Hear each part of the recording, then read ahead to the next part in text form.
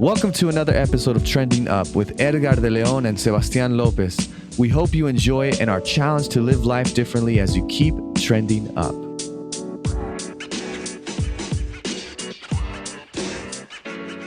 Hey Trenders, welcome to another episode of Trending Up. We're very excited. I have Edgar here with me and we're excited to just talk about a new topic, a different topic. And Edgar, why don't you tell us a little bit about what we'll be talking about today and what we'll be discussing. Yeah, for sure. No, absolutely. So the topic that we're covering today is how our minds are changed by what we focus on. Right.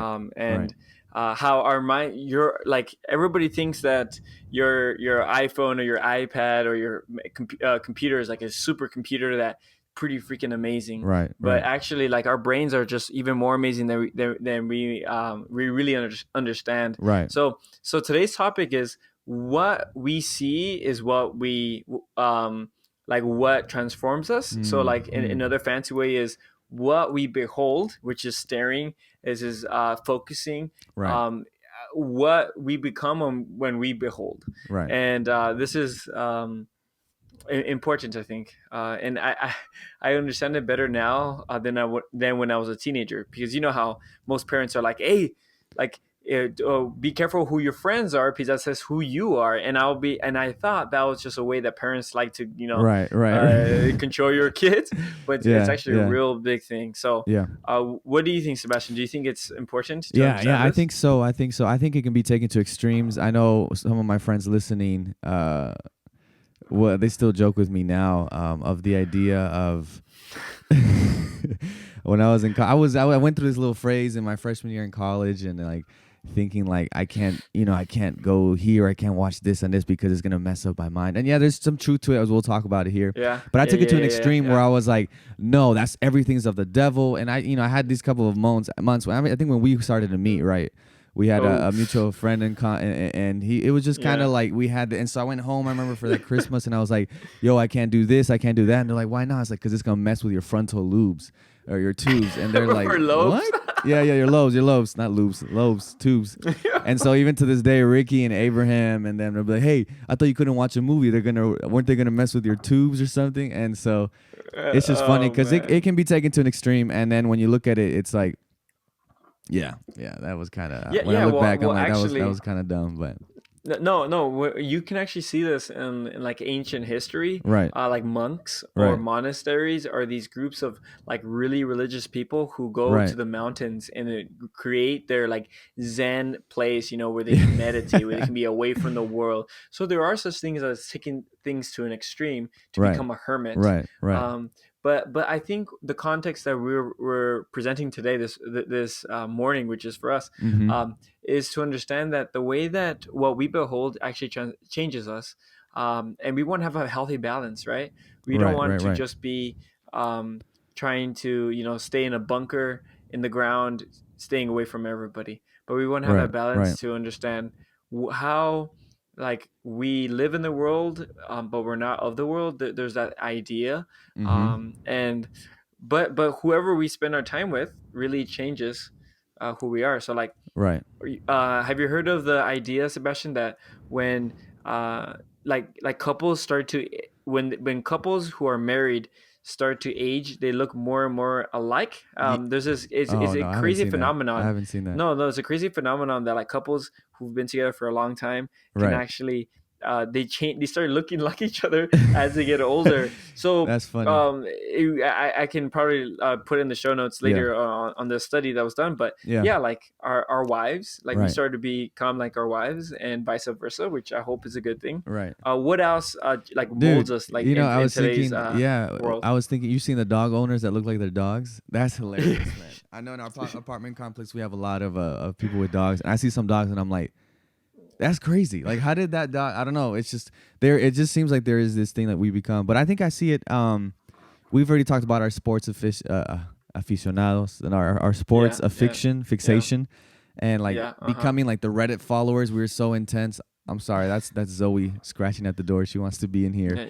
Yeah. Zoe, tranquila. Worry, I have my son upstairs yelling and giving my wife a headache. So that's funny. No, so the idea of that, you become like what you're beholding. Whether that be an Instagram and whatnot. Like, you just get like we talked about the last other episode of getting addicted. I think my mom, I remember she to this day she tells me when I was in high school, depending on what season in sport I was playing, we'd play football, flag football, basketball, and soccer.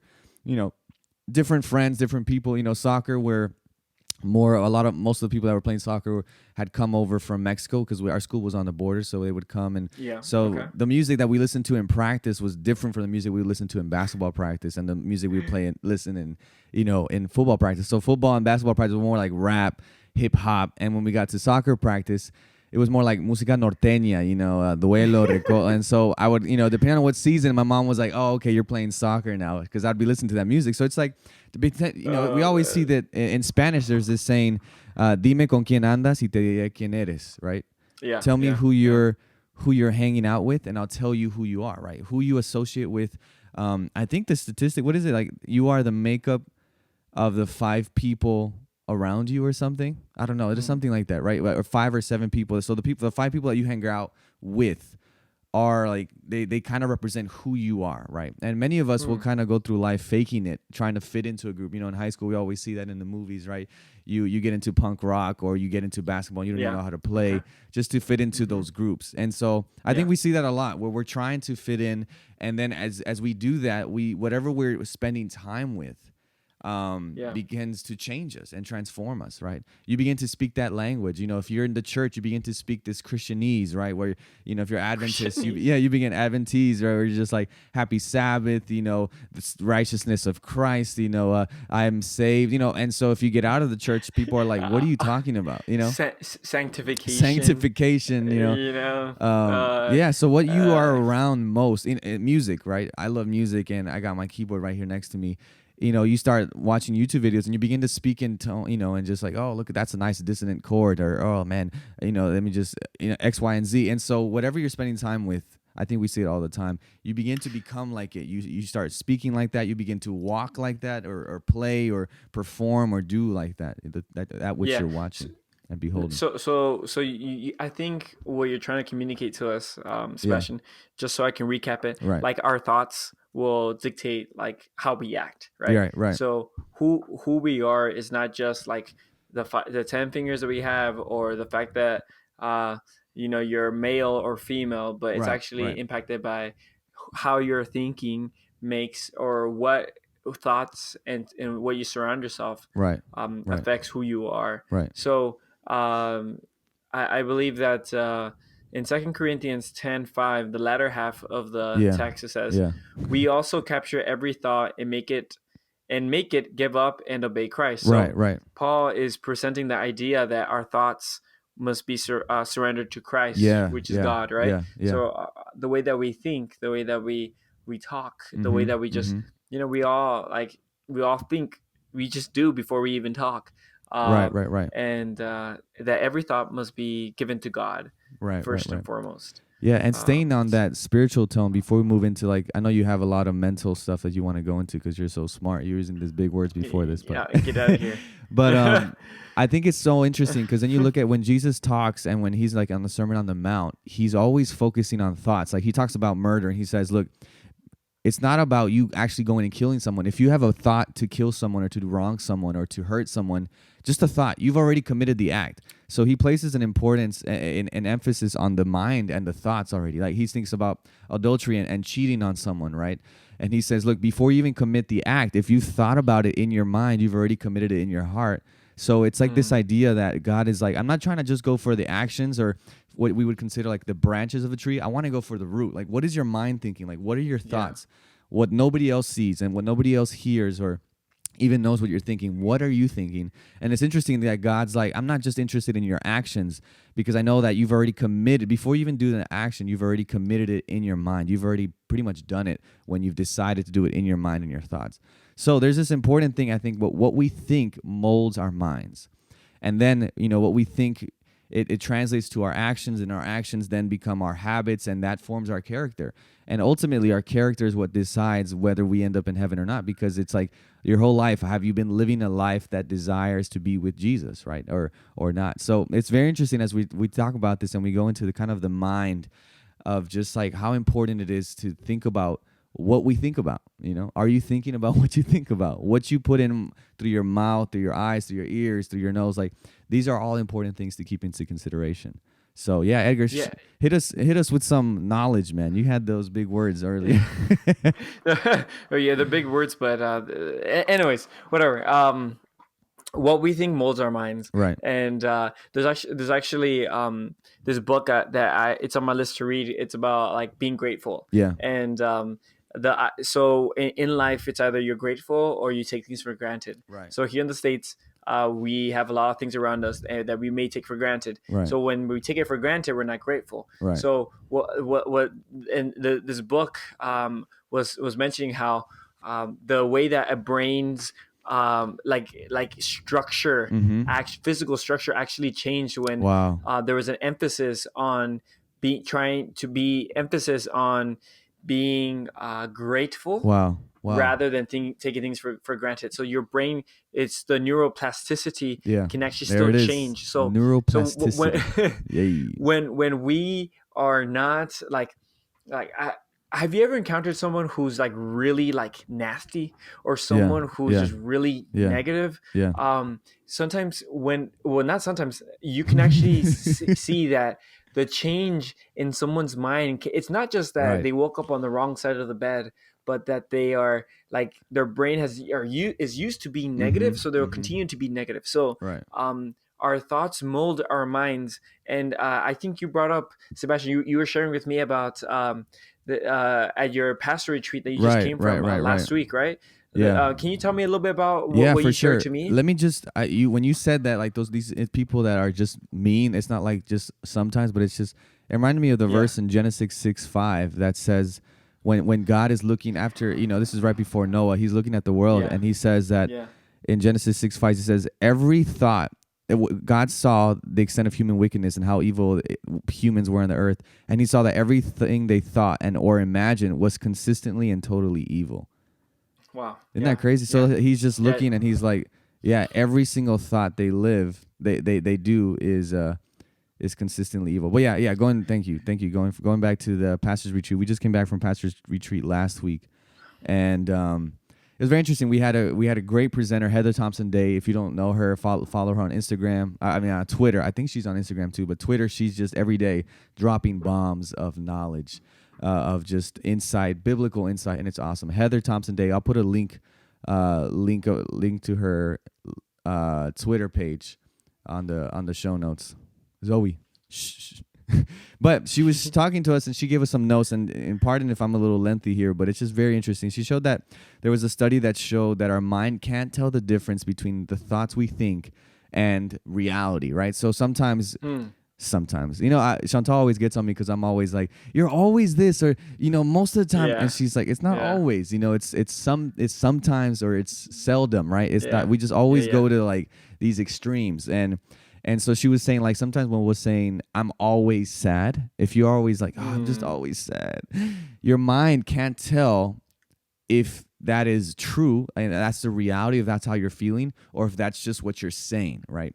So for your mind, it's translating that when it hears, I'm always sad, it's operating now in a mindset and becoming a sad reality for you. And so then you're kind of perpetuating this situation that you put yourself in, if that makes sense, right? Because like you were saying, brains are bendable, and that neuroplasticity allows us to bend it and mold it according to what we want. And so listen to this. She says, the more we focus on negative words and thoughts, the more you can actually damage key structures that regulate your memory, your feelings, and emotions. Spending energy thinking on negative thoughts can disrupt your sleep, your appetite, and the way your brain even regulates happiness. This is how powerful a single negative word can be to our brains. And when we vocalize these negative thoughts, even more stress hormones are released. You will experience anxiety and increased irritability. So she goes on and talks about like negative thoughts that we think, right? Negative thinking is self-perpetuating. The more you expose your brain to it, the more it will automatically generate additional negative feelings. So like you were saying, right? You have someone that is just mean, and the more they're mean, the more they're thinking about mean things, the more their brain, it makes these pathways kind of like you think of like roads or highways, right? Yeah, Expressways. yeah, yeah, Correct yeah, me if I'm yeah. wrong, Edgar. You're the one that studied all this No, biomechanics get and out of here. No idea. All right, continue. you're a brain surgeon. But you make like these highways, these pathways, so that when you're thinking this, your mind already just goes there because you've been thinking that super quickly. And so as you're thinking these things, your mind is creating these pathways. And so it's always going to be easier later on, and it's going to be harder to break this cycle because you've already made these highways for your thoughts to travel, right? And so that's what we go Yeah, back to that yeah. verse that Jesus says, that Paul says, hold every thought captive to Christ. Like you have to think about what you're thinking so that you don't create these pathways and these highways to that, right? So she says it's important to disrupt negative thoughts. Acknowledge a Yeah, negative yeah. thought and then reframe them as you have them. So if you're stressing about money in life, right, and you're saying we're always out of money, right, instead of just leaving Yeah, it there, yeah. Oh, or like yeah. I'm broke, or I don't have money to pay Oh, rent, yeah. like and just instead Uh-huh. of leaving it in a negative Dude, you're sense. preaching. You're preaching to Hey, I'm me, preaching to man. All myself right, right now, continue. bro. I'm preaching to myself. It's All my right. girl's birthday today. Happy birthday, Chantal. I love you. Uh, oh, July is 30. her birthday It's her today? All birthday right, today. It's her shout birthday. out. Yeah, yeah. Yeah, So I'm gonna spend all the money we have and don't have on you today. I love you. do it. Just do it. Yeah, there you go. But she's saying disrupt every negative thought. So if you don't have, let's say you always say we don't have any money to pay the rent. Instead of saying Yeah. that, give your mind a something that you can work towards. It's like we don't have the money right now, but if I do this, then maybe we'll have some. Or if I save a little bit here, then I have some. So then your mind begins to think rather than in negative ways and shutting itself down and looking and making these pathways that just like, man, I don't have any money. I'm broke. Your minds are now looking for possibilities and thinking through your conscience of ways that you can save money or be more frugal or whatever, right? And so it's very Yeah, yeah, interesting yeah. because she says the faster we can interrupt our brain's reaction to real or imaginary threats, right? This is an imaginary threat. I'm always sad, or, I don't think we're going to be able to pay the rent. Like you haven't gotten to that point yet. It's still an imaginary threat. The quicker we can generate feelings of safety and well being and train our brains that this is how we deal with negative thoughts. We don't allow them to linger. We address them. You got to address these negative thoughts and say, I'm feeling sad, but it will get better, right? That's why we always see Yeah. like the promises in the Bible. And this is my last part, and I'll let you talk, Edgar. I'm sorry. But this is very good, right. right? She says, talking badly about people or environments generates mutual distrust. It undermines your brain's ability to build empathy and cooperation. The brain cannot distinguish between fantasy talk and reality. And when perceiving negative events, it always assumes real danger exists, right? The fight or flight, right? We're either trying to fight or we're just trying to run away. Like we don't know how to, oh, this was just sarcasm. Or that was just pretend, right? The human brain needs a tremendous amount of energy to function. And it takes even more energy to build new neural circuits to change the way we normally communicate. So she says, disrupt negative thoughts. And we've talked about it. But look, this is the last thing I'll say, and then I'm moving on. The words you use to describe someone else are the words that others who hear you associate with you. So maybe some of you listening or watching are saying, man, you're talking about this person in your school or your work or church or your life, your neighbor. You're like, this person is just desgraciado. They don't listen. They don't blah, blah, blah, blah, blah, blah. And you're telling someone else. Now, in the other person's mind, they can't help it. But when you're saying these words, these are the words that these people listening to you say it about someone else are associating with you. And so now, unconsciously, they're associating these words that you're using to describe someone else with you. And so now when they look at you, they're looking like, oh, this person is a desgraciado. You can't trust them, X, Y, and Z. Yeah. So that's why it doesn't even make sense to talk bad about other people, because when you're talking in the presence of others, they'll look at you and think that you're talking about yourself in their minds, right? Your mind is translating that, and that your mind can't understand that, you know what I'm saying? So it's just very interesting of what we behold and how it comes out afterwards, right? It just really molds our minds. Our minds are so moldable, and I think we don't understand how moldable they are, right? All right. Yeah. I'm out. I tap out. No. You tap out. Yeah. All right.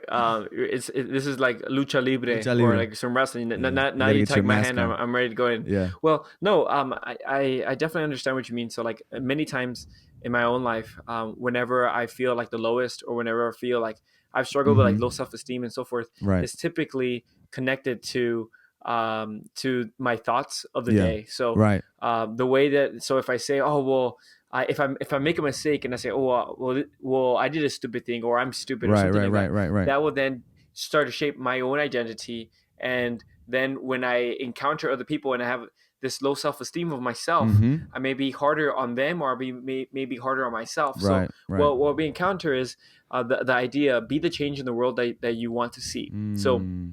sometimes we think of, well, if people can be nicer, people can do this or Yeah. do that. Yeah. Well, let's stop focusing on others and Right. let's focus on Right. ourselves That's first good. and foremost, That's good. because your thoughts really affect who you are today.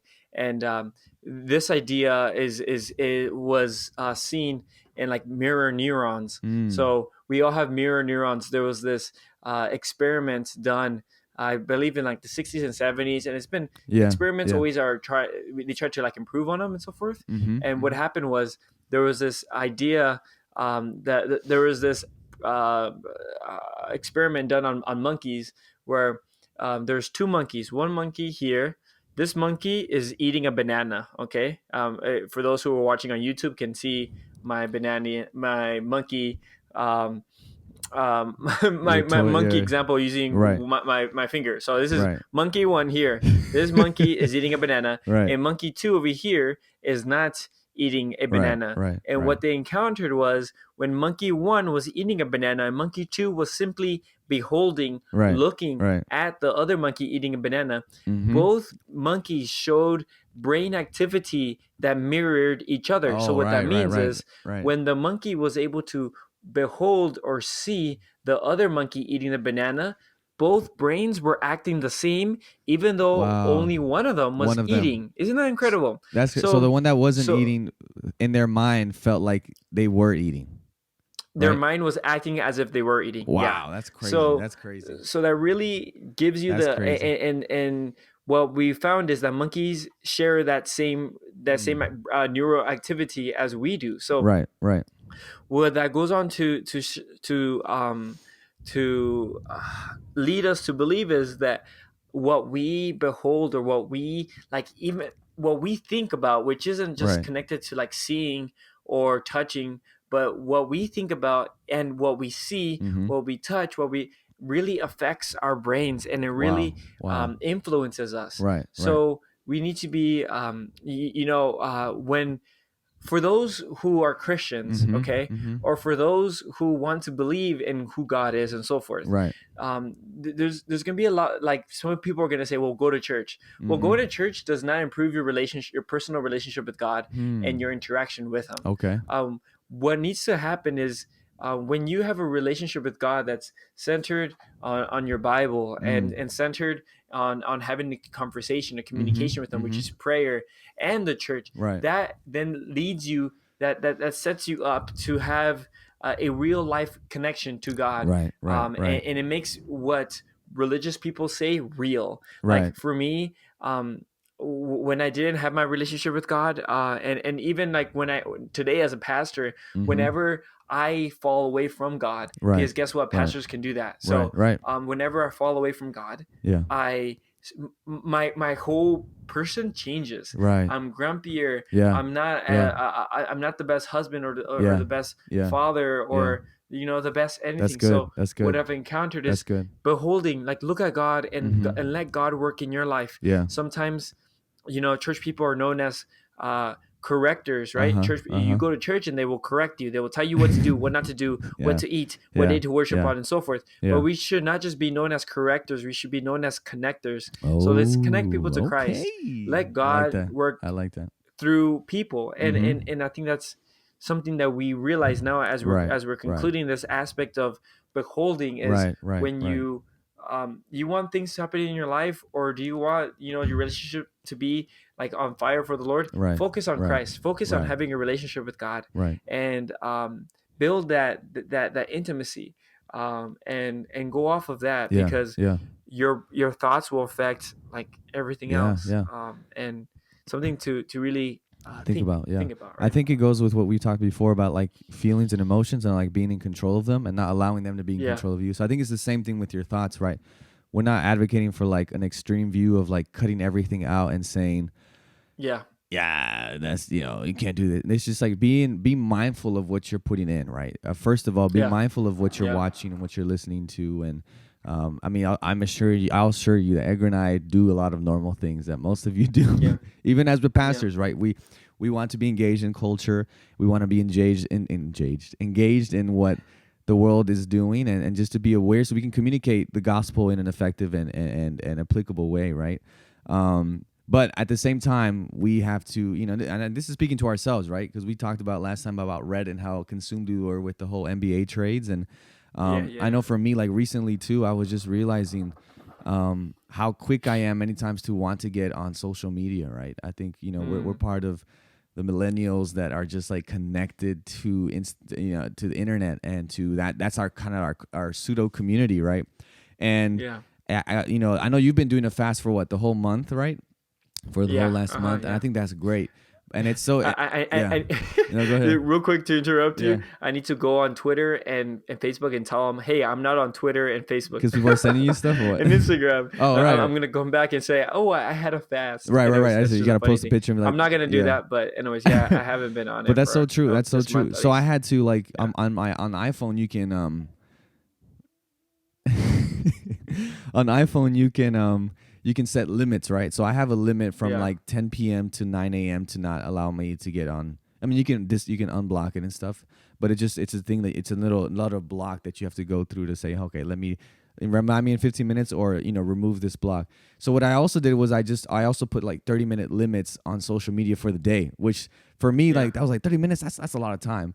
But as I've been spending, and I get the pop-up notification that says like you have 5 minutes left, and I'm like, I've already almost used 25 minutes of my day on social media. Wow. So it's been something that I'm like working on most recently too. Just like, man, I know we're doing a lot with the podcast and YouTube and so and Instagram. We're trying to be engaged in it, but at the same time, I don't want all my time and all my day to be consumed in something that really doesn't benefit me, right? When I could be doing other hobbies and getting better at other aspects of my life, right? Now, if your work and your career is on social media, then that's a different story, right? But for most of us that have actual physical jobs that we go to and that we do, I think it's important to fill our time with good stuff, right? I'm not saying cut out social media completely, or movies or TV or music or that, but I am saying like, hey, just consider what you're watching, consider what you're doing, and how much time you're spending on it, and try to just spend more time on the good stuff, on things that will help you grow and learn. So things that I'm doing is like I'm limiting the extra things that actually don't benefit me. So Instagram, Facebook, Twitter, and I'm gonna try to read a book. I know that's something I've been. As soon as I finished school, I was like, I can't wait. I can read a book now, right? And I really haven't. Like I've just been busy, and I'm trying to get over like the whole school mode of reading books. I want to actually sit and enjoy it and not speed read it. So I want to do that. I want to work on my hobby. I love music. Whether that be exercise, sports. Chantal loves planting. Like allowing yourself time to work on that, and not in a forced way, but just in a way that you can grow and maybe perfect the craft. Maybe you want to be a better cook or a better songwriter or a better, I don't know, pastor or author. Spend time there. Don't, many times you look at the end of the day, I'm like, man, how much hours have I spent on Instagram or on Twitter? And I could have been reading a couple of chapters of a book and working on this here and there. And so that's my challenge, and hopefully that's your challenge too. And at the same time, thinking, as we saw how thoughts can affect our mind, of the things that we think of others, and how we look at our life, and the way we look at our lives and the way we talk about others, understanding that our thoughts affect our minds, right? And that's so important. But yeah, Edgar, any last things you want to leave with our listeners and viewers before we finish up? Yeah, no, for sure. So the last idea is that humans, we are like plants. So a plant thrives on water, on proper sunlight, and so That's forth. good. Yeah. So what makes the plant healthy is what it's surrounded by. Right. And something about our own personal lives is what are you letting surround your life? What do you let surround your life? Right. And for those who are trending up, who are looking to have a relationship with God, Right. and are you surrounding yourself with proper?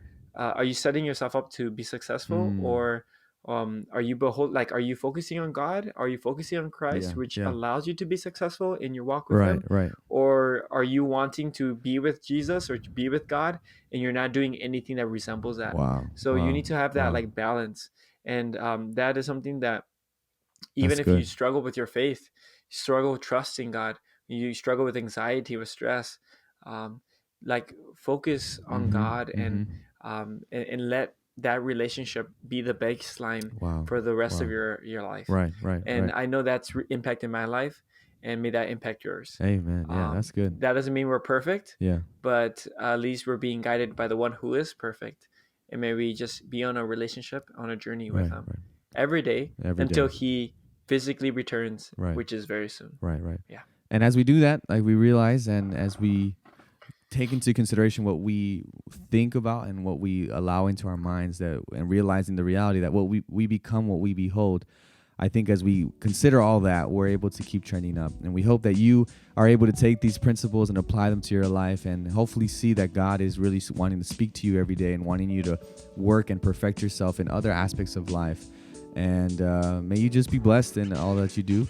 And as you do that, you will keep trending up. We love you guys. We'll see you later. Peace. Thanks for joining us today.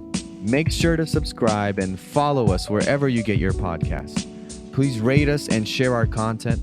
Learn more about us by checking out our website. The link is in our show notes. From us to you, muchas gracias. And always keep trending